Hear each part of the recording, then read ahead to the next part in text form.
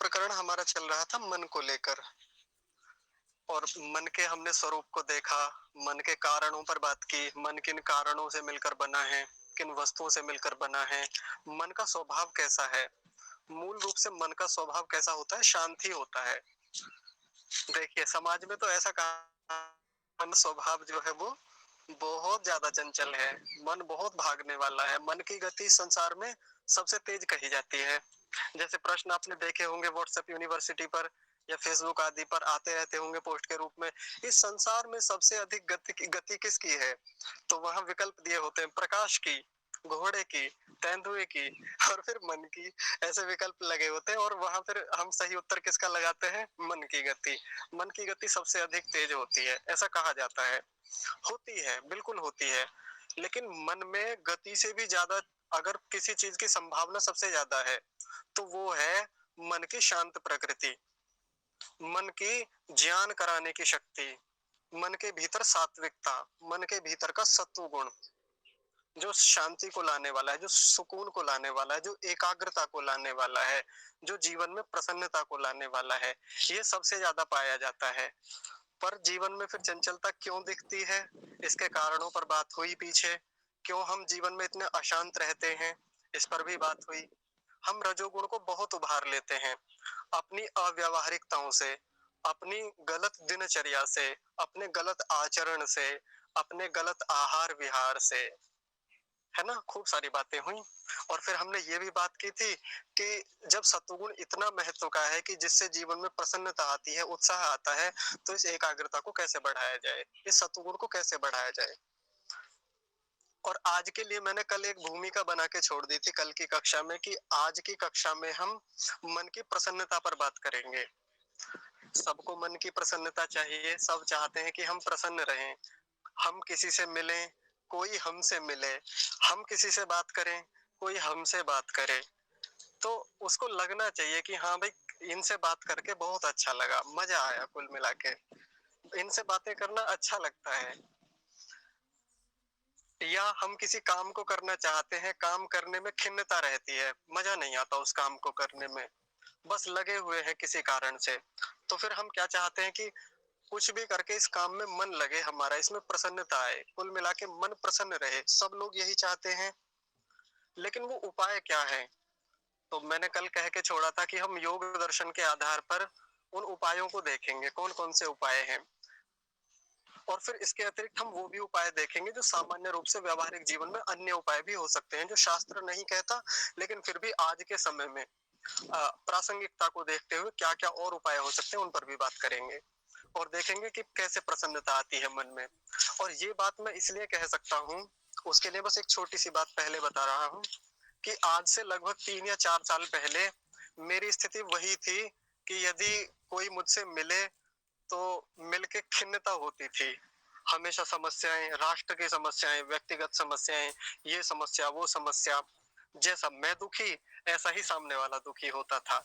लेकिन जब योग दर्शन को ठीक से पढ़ा, जाना, ऋषियों ने वहां पर क्या संकेत किए हैं मन की प्रसन्नता के विषय में, तो फिर वहां से समाधान मिला। उन पर काम तो पिछले 3 ही सालों में चित्त की स्थिति ऐसी हो गई कि एक बार कोई मिले, एक बार कोई बात करे, तो वो स्वयं कहता है बात करने के बाद में कि हाँ आपसे बात करके बहुत अच्छा लगा, सच में आज अच्छा लगा आपसे बात करके, और बहुत दिनों बाद हंसे हैं, बहुत दिनों बाद प्रसन्नता हुई है।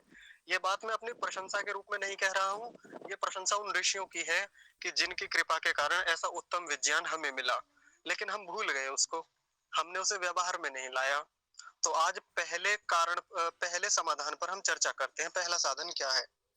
और वो पहला साधन है, योग दर्शन का एक सूत्र सुनाता हूं मैं आपको, फिर उसके आधार पर बात करेंगे। सूत्र है मैत्री करुणा मुदितोपेक्षाणाम सुख दुख पुण्य पुण्य विषयाणाम भावना तस् चित्त प्रसादनम।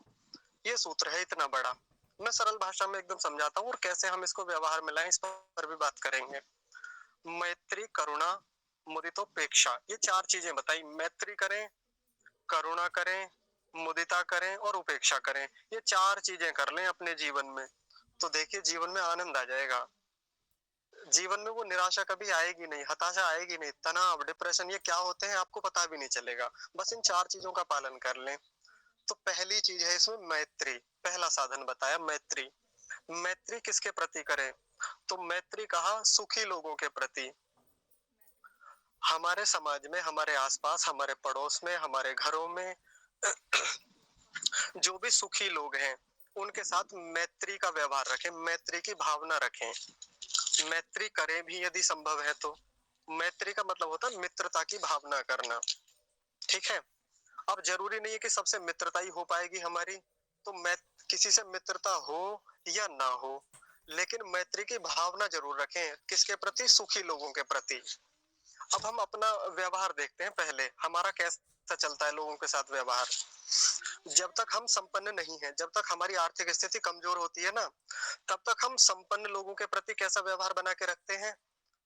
जैसे हमारे पड़ोस में किसी व्यक्ति की सरकारी नौकरी लग जाए कहीं से, अब हमारे मन में एक ही बात आती है, रिश्वत दी होगी, हराम का खाता है, ऐसा खाता है, कुर्सी पे बैठा रहता है, कुछ करना तो पड़ता नहीं है वहां पे। जैसे कोई गवर्नमेंट टीचर है, पढ़ाने को क्या इनको 10-20 बच्चे आते हैं, पूरा दिन कुर्सी तोड़ते हैं, ऐसे मास्टर बन गए और महीने का 50-60 हजार रुपए ले रहे हैं, 70 हजार रुपए ले रहे हैं, मजे आ रहे हैं इनके तो, हराम का मिल रहा है। ऐसी ऐसी बातें हमारे समाज में कही जाती है, खूब कहते हैं लोग। और ऐसा कह के वो जो सुखी व्यक्ति है, जिसने अपने पुरुषार्थ से उस नौकरी को कमाया है, जो वहां नौकरी करते हुए मेहनत कर भी रहा है, वो मेहनत नहीं दिखती है हम, और हम क्या कहते हैं? मजे आए होते रहते हैं उसकी, उसकी को देखकर, उसकी सैलरी को देखकर, उसकी प्रतिष्ठा। अच्छा, क्या अन्य लोगों को मेरी आवाज कट रही है? बताइए। जी कट रही है। कट रही है। अब पता नहीं कि ऐसा क्या हो सकता है यह नेटवर्क कम हो, क्योंकि खेत में हूँ ना आज, तो यहाँ थोड़ी रेंज कम हो जाती है। एक बार मैं जुड़ता हूँ फिर से, देखिए। भैया आप ठीक है? कट गई।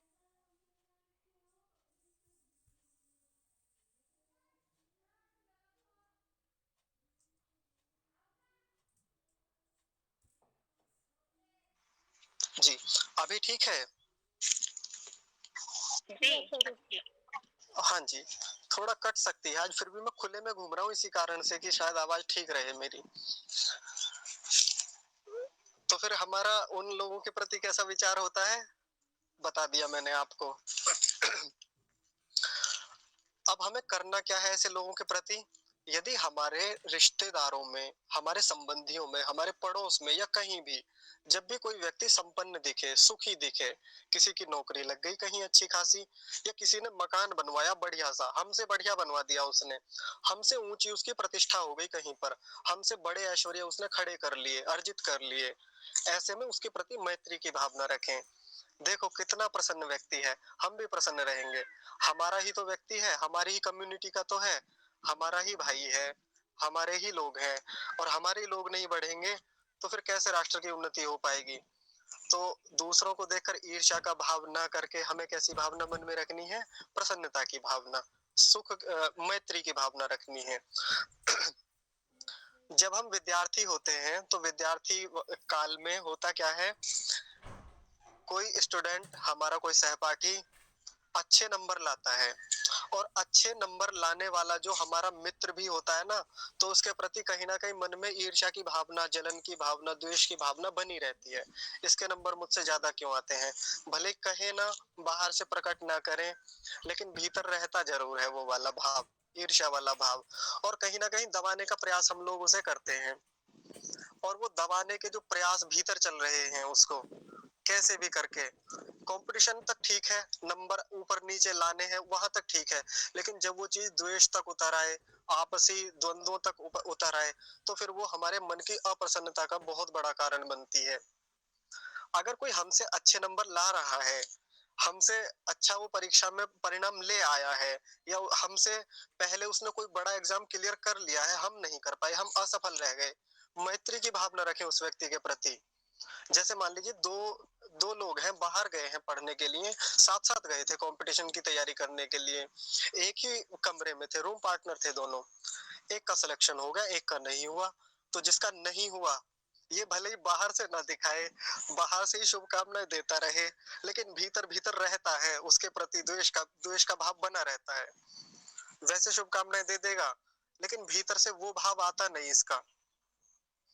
तो यदि हमारा कोई साथी सफल होता है, ऊपर जाता है, अच्छी स्थितियों वाला है, मैं बार बार एक बात कह रहा हूँ, जो सुखी संपन्न लोग हैं उनके प्रति ये बात कही जा रही है, उनके प्रति पूर्ण मैत्री की भावना रखें, मित्रता रखें उनसे।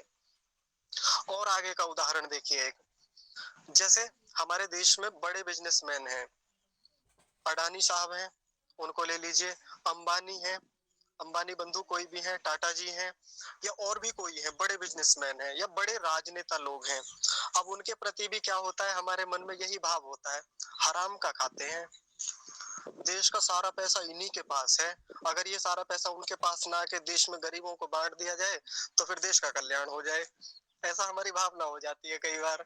और इसी भावना में जब उनका हम चित्र देख लें, कहीं अखबार में, कहीं सोशल मीडिया पर देख लें, देखते ही मन में से एक ईर्ष्या की भावना खड़ी होती है उनके प्रति।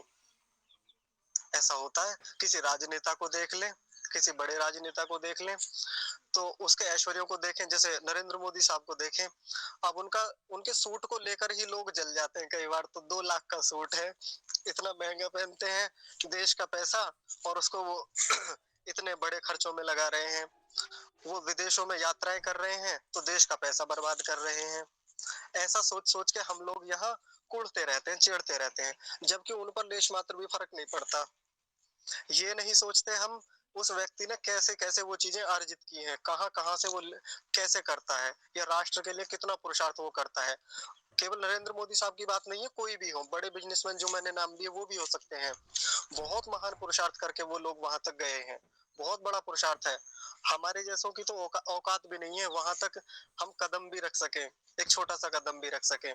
जब हम ऐसा विचार करेंगे ना, तो उन लोगों के प्रति एक मैत्री की भावना बन जाएगी, और जैसे ही उनके प्रति मैत्री की भावना बनेगी, उनको देखते ही मन में प्रसन्नता आएगी।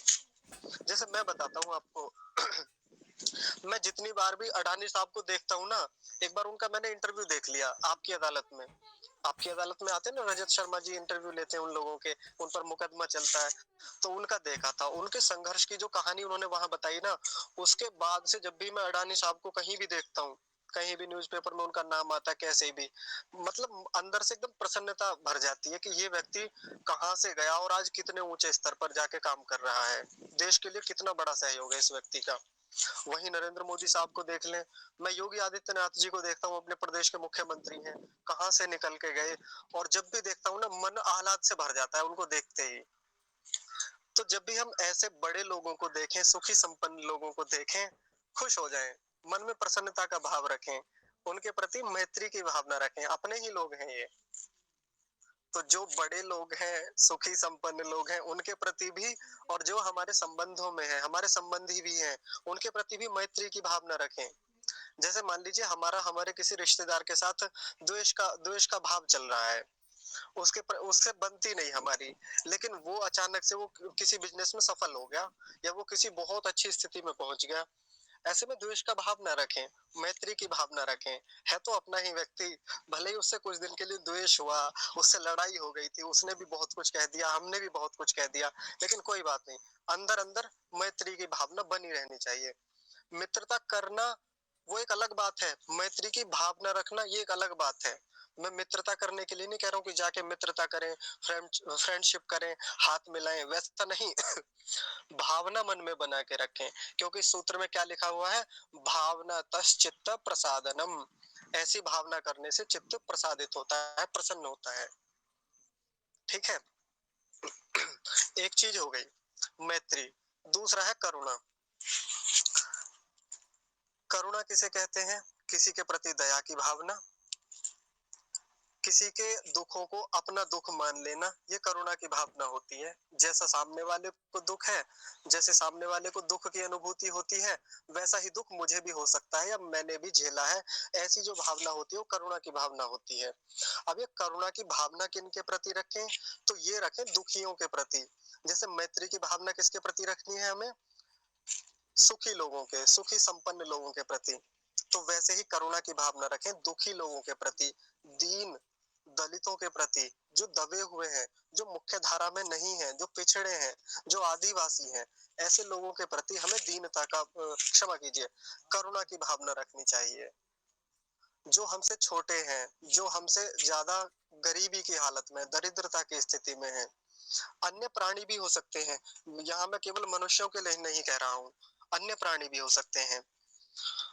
कोई हमें गाय दिखी, घायल है वो, उसके प्रति करुणा की भावना, भले ही कर पाए या ना कर पाए उसके प्रति, हम उसका कोई उसका हम उपचार नहीं कर पाए, लेकिन फिर भी उसके प्रति कम से कम करुणा की भावना हम अवश्य मन में बनाए। एक गाय हमारे घर में आई एक दिन, उसका अगला जो हिस्सा है या पैरों के पास का, ऊपर का, कंधे से नीचे का थोड़ा सा और अगले पैरों से थोड़ा ऊपर का, तो उस हिस्से पर बहुत बड़ा घाव था, किसी ने मार दिया उसे। अब इतना जोर से मारा था कि बहुत बड़ा छेद हो गया था, इतना बड़ा छेद कि पूरा हाथ चला गया उसमें मेरा भीतर, और उसमें कीड़े पड़े हुए थे। वो उसका उपचार किया घर पे बांध कर, अच्छे से उसके कीड़े, एक एक हाथ से एक एक कीड़ा करके बाहर निकाला, औषधि लगा लगा के, फिर उस पे पट्टी बांध दी बढ़िया करके, और भी दवाई लगा के, जो भी करना था वो उसका अच्छे से उपचार कर दिया। कुछ दिन में देखा तो वो ठीक होके चलने लगी, जबकि वो लंगड़ाती थी चलते हुए भी। अब जब भी उस गाय को गांव में घूमते देखते थे, मन में प्रसन्नता होती थी। क्यों? क्योंकि हमने करुणा की थी गाय के प्रति। अब आप समझ पा रहे होंगे, करुणा प्रसन्नता देती है कि दुख देती है? जब हम किसी के प्रति करुणा करते हैं तो वो प्रसन्नता को देने वाली है। कोई भी गरीब बच्चा है, सड़क पर था, घूम रहा था, हमने उससे जाकर पूछा, वो भीख मांग रहा था, हमसे कहा कि पैसे दे दीजिए। हमने कहा कहाँ रहते हो, क्या करते हो? उसने बताया कि यहाँ इस झोंपड़ी में रहता हूँ और मेरे माँ बाप बहुत गरीब हैं और मुझे भीख मांग के काम चलाना पड़ता है। हमने कहा पढ़ने जाते हो तुम? उसने कहा नहीं, पढ़ने तो नहीं जाते। हमने कहा कि ठीक है, आज के बाद तुम भीख नहीं मांगोगे, पढ़ने जाओगे। हमने स्कूल में उसका एडमिशन करा दिया और उसको पढ़ाना शुरू कर दिया, और मासिक रुपए देने लगे उसके लिए, उसके परिवार वालों को, कि आज के बाद आप इसे काम नहीं करवाएंगे और इसका जो भी शुल्क होता है, जो भी खर्चा होता है, हम आपको देंगे। ऐसा करके हमने उसकी सहायता कर दी, करुणा की थी उसके ऊपर, और वो बच्चा पढ़ने लगा। एक दिन वो ड्रेस में जा रहा था, अच्छी बढ़िया सुंदर ड्रेस पहन के वो स्कूल जा रहा था। सोचिए किसको प्रसन्नता नहीं होगी ऐसे बालक को देखकर, जो कल तक भीख मांग रहा था, जो गरीबी की हालत में फटे हाल घूम रहा था। हमने करुणा की उस बालक के ऊपर, उसको सही मार्ग दिखा दिया, आज वो पढ़ने जाता है विद्यालय में। ये करुणा हमारे मन को प्रसन्न करने वाली है। किसी और के जीवन में तो सुख लाएगी लाएगी, वो एक अलग फैक्टर है, वो एक अलग बात है, लेकिन मुख्य रूप से हमारे मन की प्रसन्नता का हिस्सा बनी या नहीं बनी, ये सबसे मुख्य बात है। आज जिनको हम शेड्यूल कास्ट कहते हैं, या जो शेड्यूल ट्राइब्स हैं, आदिवासी जनजातियां हैं, उनके जीवन को देख लें। अभी पिछले दिनों हमारे कई आचार्य आदिवासी इलाकों में गए, वहां जाके उन्होंने बहुत बढ़िया काम किया उनके प्रति, क्योंकि वो लोग समाज की मुख्य धारा से एकदम अलग हैं। उनके पास वो मूलभूत सुविधाएं नहीं है जो उनको एक सही रूप में होमोसेपियंस बनाए, जो उनको समाज का हिस्सा बनाए। वो सरकारी व्यवस्थाओं से बहुत दूर हैं, वो धर्म की जानकारियों से बहुत दूर हैं वो लोग। तो वहां जाकर आचार्यों ने या हमारे संगठन के, हिंदू संगठन के लोगों ने काम किया, उनको ईसाई बनने से रोका और उन पर उपकार किए, उनके लिए जो भी व्यवस्थाएं खाने पीने की जैसी भी हो सकती थी, उनके लिए काम किए। जब भी मन में आता होगा हमारे आचार्यों के या हमारे संगठन के लोगों के प्रति, तो जब भी उनके बारे में सोचते होंगे, मन में प्रसन्नता होती होगी कि नहीं होती होगी? बिल्कुल होती होगी। और प्रसन्नता किस बात को लेकर होती है? कि चलिए हम किसी के काम तो आए, हमने किसी का तो भला किया।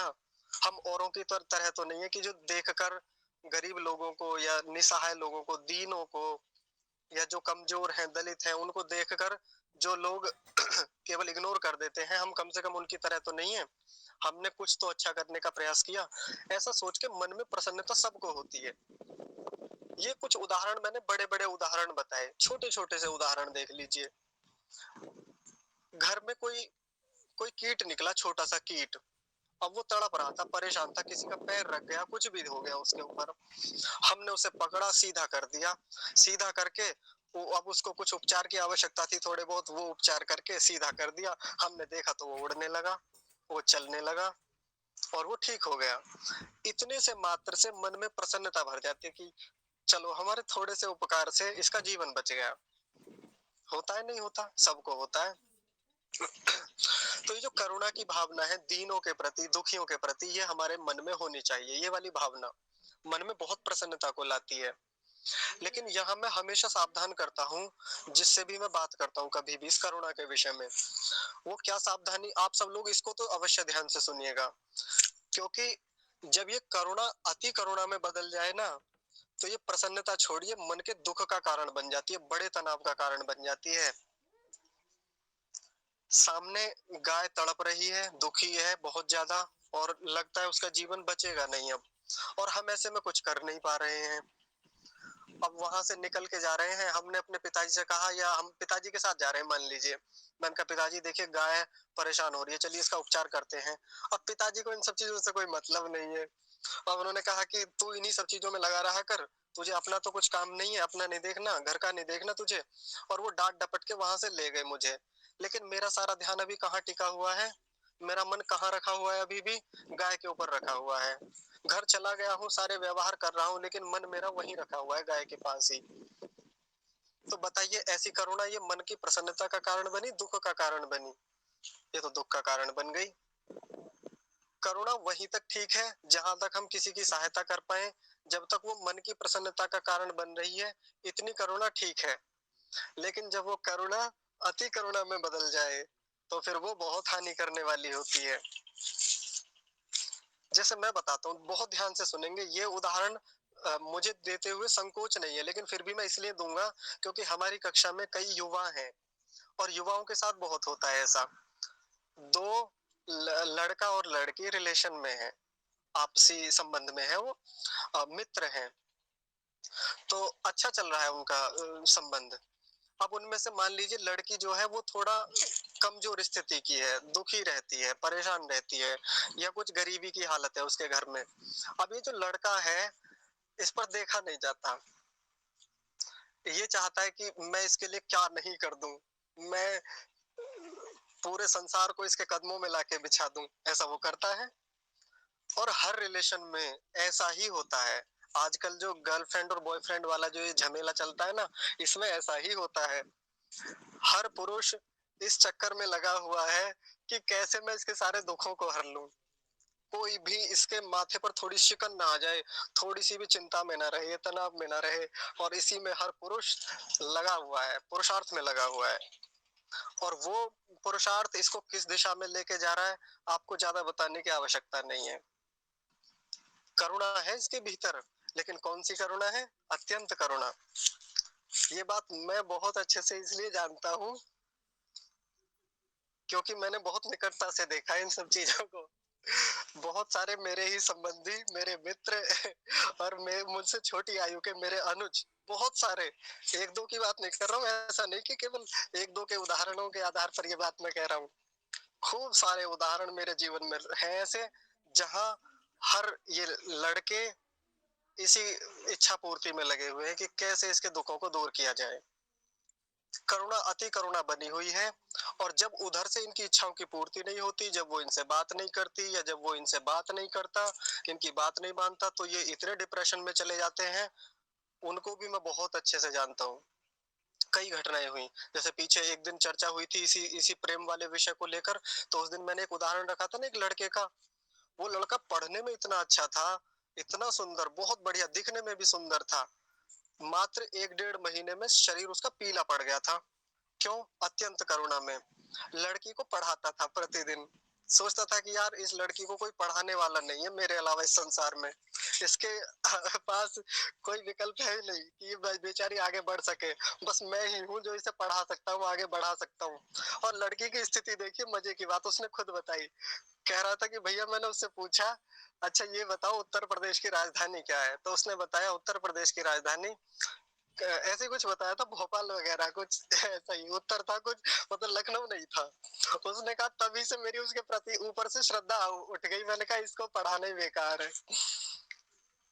तो हर पुरुष लगा हुआ है अत्यंत करुणा को अपने जीवन का हिस्सा बनाने में, और दुखी है, लहूलुहान है, बहुत लहूलुहान है। भयंकर तनाव, कई कई महीने लग जाते हैं उभरने में इस तनाव से, जो ये अति करुणा वाला तनाव है। इस पर हालांकि हम और अलग से बात करेंगे इसी विषय को लेकर, क्योंकि जो हमारी कक्षा में युवा हैं, बहनें भी हैं, भाई भी हैं, आपके जीवन में या तो हो चुका होगा, हो रहा होगा, या होने वाला होगा। तो जीवन में ये स्थितियां आएंगी, कुछ सामान्य बात है, ऐसा उसको लेके ज्यादा चिंता में जाने की आवश्यकता नहीं कि आपके साथ हो रहा है तो कोई बहुत विशेष हो रहा है। सबके साथ होता है, सामान्य बात है। कुछ लोगों के साथ नहीं होता, जिनके ऊपर अच्छे प्रतिबंध होते हैं, अच्छे संस्कार होते हैं। बाकी तो आज के समय में नॉर्मल है और इसको लेके ज्यादा तनाव में जाना भी नहीं चाहिए। हाँ, उस स्थितियों में हम क्या कर सकते हैं, ये ज्यादा महत्व की बात है। तो ये करुणा की बात हो गई। अत्यंत करुणा में नहीं जाना चाहिए किसी भी चीज को लेके। जैसे वो लड़का जिसने गाय को देखा था, अब पिताजी के कारण वो गाय की सहायता नहीं कर पाया। अब ऐसे में अपने वो जिस भी काम को कर रहा है, ऐसे में उसे चाहिए कि वो गाय से मन हटा ले। अब अपना नहीं कर पाया, कोई बात नहीं। या जैसे मान लीजिए न्यूज़पेपर में जैसे मैं पढ़ता हूँ कई बार कि इस साल गाय के मांस का यानी बीफ का निर्यात 2 गुना हुआ पिछले साल के मुकाबले। यानी पिछले साल के मुकाबले इस साल गायों की 2 गुनी हत्या की गई। ऐसी खूब घटनाएं पढ़ने में आती हैं, या सोशल मीडिया पर आप खूब देखते होंगे गायों को कटते हुए। ये तो मैं एक उदाहरण दे रहा हूँ गायों का बार बार, क्योंकि गाय एक संवेदनशील प्राणी है हमारे लिए और हमारी संवेदना का भी विषय है। तो ऐसे में मैं कुछ कर सकता हूँ अभी गायों के लिए? कुछ नहीं कर सकता। मैं चाहूं भी तो सरकार के विरुद्ध कुछ करके कि मैं उस प्रोडक्शन को रुकवा दूं, वो जो बीफ का जो एक्सपोर्ट है उसको रुकवा दूं, मैं नहीं कर सकता अभी। और मैं क्यों दुखी होता फिर उसके लिए? इसी चक्कर में हमने अपने कई साल बर्बाद किए हैं, हम युवाओं ने। राजीव दीक्षित जी के भाषणों को सुनकर कितने युवा हैं जो रात रात भर नहीं सोते।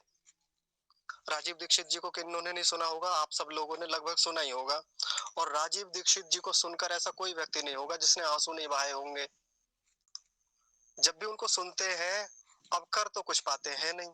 अत्यंत करुणा में जाके कि हमारे देश की हालत ऐसी हो गई, अंग्रेजों ने ऐसे लूटा, सरकारें ऐसे लूट रही हैं, काले अंग्रेज ऐसे लूट रहे हैं, और हमारे लोग रात रात भर जाग रहे हैं, आंसू बहा रहे हैं, कर कुछ पा रहे हैं नहीं। कर रहे हैं, प्रसन्नता से कर रहे हैं, वो अच्छी बात है, वो अच्छी बात है। प्रसन्नता से करें, किसी भी काम को करने में प्रसन्नता ही सबसे बड़ा सहायक साधन है जो हमें सफलता तक ले जा सकता है। दुखी होकर, खिन्न होकर या केवल द्वेष की भावना से कार्य सफल नहीं होते, संपादित नहीं होते। यह लंबे समय तक हम लेकर चल भी नहीं सकते उन चीजों को। तो जब मैंने भी पहली बार राजीव दीक्षित जी को सुना था, रात रात भर 8-8 9 9 घंटे लगातार चर्चा करते थे हम आपस में बैठ के। बहुत सारी मित्र मंडली थी हमारी, खूब योजनाएं बनती थी राष्ट्र की समस्याओं को लेकर, और रात रात भर आंसू बहा रहे थे हम। ऐसा हमने किया और हुआ कुछ नहीं। हुआ कुछ भी नहीं, केवल हम अपने मन को खिन्न करते रहे। लेकिन जब बाद में पता चला, मन की खिन्नता हमारे लक्ष्यों में बाधा ही रही, बाधक ही बनी वो हमेशा। इसलिए यदि मन की प्रसन्नता आ जाती उस समय, तो शायद कुछ और बेहतर कर पाते हैं हम अपने जीवन में। या जब जब हमने मन की प्रसन्नता देखी, तब हमने अपने कार्यों को अंजाम भी दिया, बड़े अच्छे से अंजाम दिया, जो जो भी कार्य हमारे करने के थे। ऐसा मैंने पाया। तो आज 2 साधनों के बारे में बात हुई है। एक तो मैत्री और दूसरा है करुणा। इसके और भी उदाहरण होंगे, वो और उदाहरण में लाने का आपके सामने प्रयास करूंगा, क्योंकि अभी कक्षा का समय भी समाप्त हो गया है। और आपके जीवन से भी रिलेटेड कुछ ऐसी चीजें हो तो आप भी रख सकते हैं। मैं और भी ढूंढूंगा ऐसी और क्या चीजें हो सकती हैं जिनको लेकर हम मैत्री को और प्रखर बनाएं और मजबूत बनाएं, अपने जीवन में इसका और अच्छे से पालन करें। और कुल मिला के जो मैं हमेशा कहता हूँ, किसी से भी बात हो जब भी, तो मैं हमेशा कहता हूँ, कुछ भी करके हम बस खुश रहें, हम प्रसन्न रहें। और एक बात कही जाती है कि हमारे जो जीवन का अल्टीमेट पर्पज है, अंतिम उद्देश्य है, कुल मिला के आप किसी से कुछ भी पूछ लीजिए, आप ये काम क्यों करते हैं, जॉब क्यों कर रहे हैं, ले दे के 5-6 सवालों के बाद वो आपसे कह ही देगा कि भाई मैं खुश रहना चाहता हूँ इसलिए मैं ये करता हूँ। किसी से पूछे जॉब क्यों करते हैं, जॉब इसलिए करता हूँ ताकि दाल रोटी ठीक ठाक चलती रहे, घर गृहस्थी ठीक से चलती रहे। तो मैं पूछता हूँ फिर उसके बाद क्या होगा? उसके बाद खुश रहेंगे हम लोग, प्रसन्नता से रहेंगे, मौज में रहेंगे। अंत में सबको मजा ही चाहिए, अंत में सबको प्रसन्नता ही चाहिए। किसी से भी पूछ लीजिए, जीवन का अंतिम उद्देश्य तो हर व्यक्ति सुख चाहता है, प्रसन्नता चाहता है। तो ये प्रसन्नता जो इतनी महत्वपूर्ण है, इसके लिए हमारे कितने प्रयास हैं, हम लोग गंभीरता से विचार करें, हम भी करेंगे कि वो प्रसन्नता आ रही हो रही हैं। तो आज दो चीजें बता दी हैं, दो साधन बता दिए हैं। अगले और भी खूब सारे साधन होंगे, उन पर चर्चाओं के लिए हम आगे कक्षा में मिलेंगे, बात करेंगे।